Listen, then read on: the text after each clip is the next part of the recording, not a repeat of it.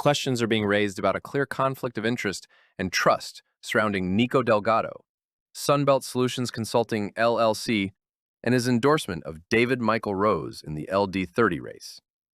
If Delgado is affiliated with the company that conducted the survey, placing Rose in the lead, while also publicly endorsing him, it naturally invites scrutiny over how the survey was designed, who funded it, and whether the results were influenced to benefit a preferred candidate. In a race where credibility matters, voters deserve full transparency about who produced the polling, what methodology was used, and whether political ties shaped the outcome. The concern is not just whether the numbers are accurate, but whether the appearance of coordination undermines confidence in the integrity of the survey and the broader campaign process.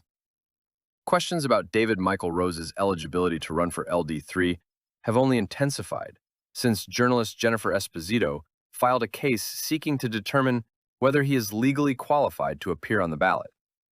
The challenge reportedly raises concerns that Rose is a recidivist felon who has not had his violations set aside in Arizona, along with allegations that he falsified his voter registration birth date and submitted a false statement to the Arizona Corporation Commission claiming he is not a felon.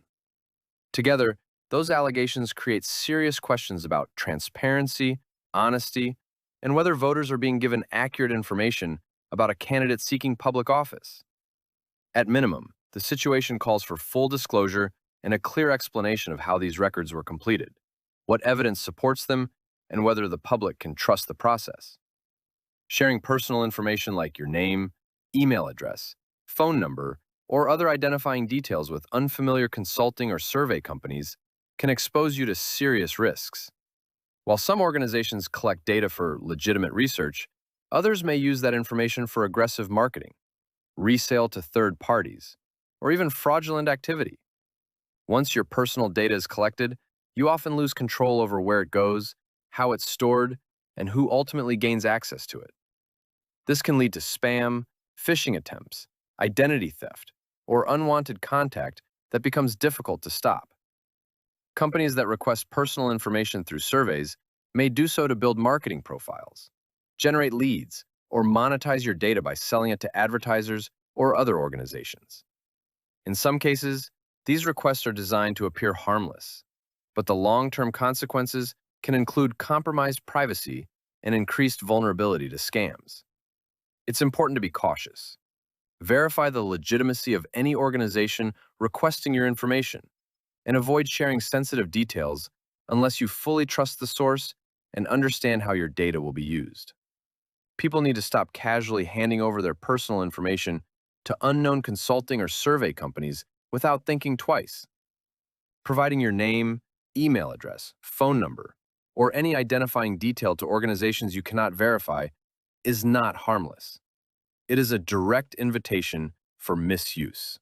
We want to welcome any first-time visitors that are in the house today. If you're a first-time visitor, if you look at the seat back in front of you, there is a visitor's card. Please fill that out. Turn that in at our welcome center at the back of the foyer after church, and we have a gift for you for joining us today here at Restoration Hope Church. Many so-called survey or consulting companies operate in ways that are far from transparent, collecting data under the guise of research while actually building marketing lists, selling your information, or exposing you to targeted scams. Once your information is out there, you cannot take it back, and you have no control over how widely it spreads or who ends up using it. Companies that aggressively seek personal data often rely on people being unsuspecting, trusting, or simply unaware of the risks.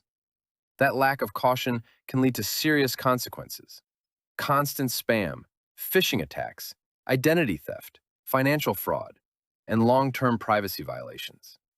Even if a company appears legitimate on the surface, that does not guarantee your data is secure or ethically handled. Any organization, such as survey-based consulting firms like Sunbelt Solutions Consulting, LLC, or others, should be approached with skepticism unless their credibility, data practices, and intentions are clearly verified. Blindly participating and sharing personal details is not just careless. It can compromise your security in ways that are difficult, if not impossible, to undo. The mere fact that Sunbelt Solutions Consulting LLC is owned by Nico Delgado, who publicly endorsed David Rose, who now is publicly stating that David Rose is in the lead, is suspect, because David Rose is a recidivist felon. How can the public trust these numbers? Consider this. Did Sunbelt Solutions Consulting send 500 surveys out to the specific friends and church members of David Rose? Who exactly were these surveys sent out to? Because it has been said that only the associates of David Rose were contacted. Where's the documentation of who received these surveys? Consider this as well. David Rose sued the assistant prosecuting attorney Leland Hubert while he was an inmate at the Blackburn Correctional Complex, claiming that he was the owner of a news media company called the Metro Messenger, and that the defendant slandered him. Of course, the case was thrown out of court. Well, his first stages in the courtroom, the judge probably advised him of his rights, his basic rights. What the public, I think, is most interested in is when does this case become public? Listen, people, this is a fact. David Rose is a fraud and has taken so many people to court under false pretenses. We should all look at the case of Casey Schneider. Right now, he's sitting in jail. Did David Rose have anything to do with that? He calls the police on people who ask too many questions. David Rose also used the Lake Havasu School Board attorney, Timothy Lasota, to send a cease and desist letter to journalist Jennifer Esposito, who exposed him. And then after the journalist did not comply with his bogus letter, he claimed, "I don't want to sue anyone."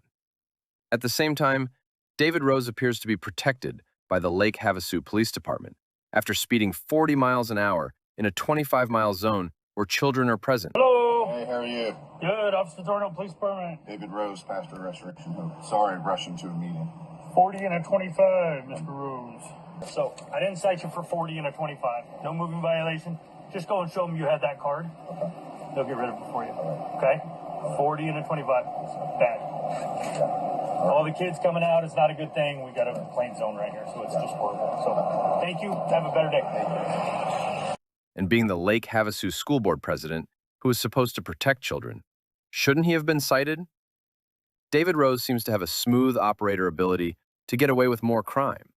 How is David Rose using the police department, lawyers, judges, and a small army of people in his church, who by the way claim they are Christians, to harass anyone who exposes him in public and online?